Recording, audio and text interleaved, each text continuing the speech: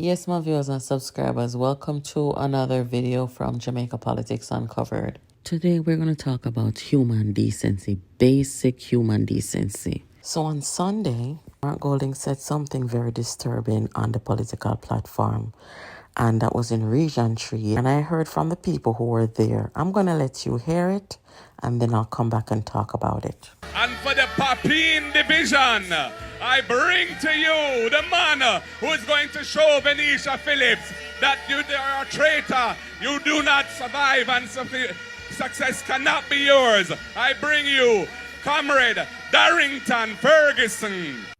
Now guys, a 5-year-old knows that this is inappropriate. This is the leader of a major political party. And to say this on that platform where he has the nation's ear, he was presenting a candidate, councillor candidate to the people. And in presenting that candidate, it was not necessary to call Venetia a traitor. If you're presenting the candidate, present the candidate and tell the people why they should go out and vote for that candidate. Not because Venetia left the PNP. This is ridiculous. And by taking the platform and calling her a traitor, it means Mark Golding is saying you do not have the freedom to choose. You don't have the freedom to choose to leave a political movement. It's like it's a cult or a gang. You don't have the freedom to say, this no longer serves me. I'm leaving. Guys, I cannot think of another member of parliament or political representative who would have done what he did to Venetia. Because one thing we do in Jamaica, no matter which part of society we come from, we grow to learn that manners carry through the world. So certain things we're just not going to do. Certain things we're not going to say. And especially when we hold esteemed positions of power. We just don't do that. This man crossed the floor to the PNP. When you hear Andrew Holness run up and down and call him traitor or even mention him? No, absolutely not. Bad to bad. I don't think Andrew Holness' parents them grew him to do those kind of things. And this is the difference between a Mark Golding and an authentic Jamaican person. We're not going to behave that kind of way. Right? As leaders, we're just not going to do that. Now let me ask this question. How come Mark Golding doesn't take the political platform and openly public shame, disgrace, and call down the violent mob on Dennis Meadows, who crossed from the JLP to the PNP, or on the other councillors from the PNP who went over to the JLP?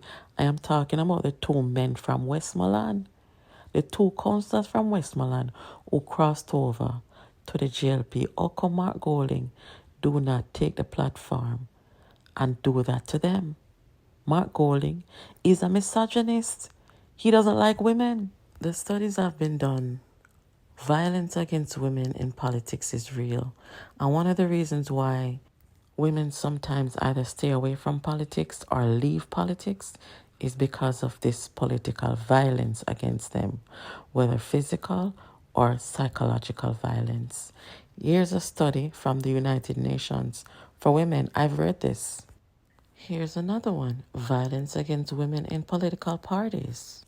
And here's one more. Violence against female politicians.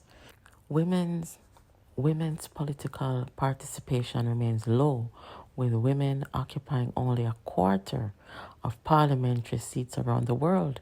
This column explores one possible obstacle to political participation: female politicians being more likely to become targets of physical and psychological violence. You see these two women, Portia Simpson-Miller and Shahini Robinson.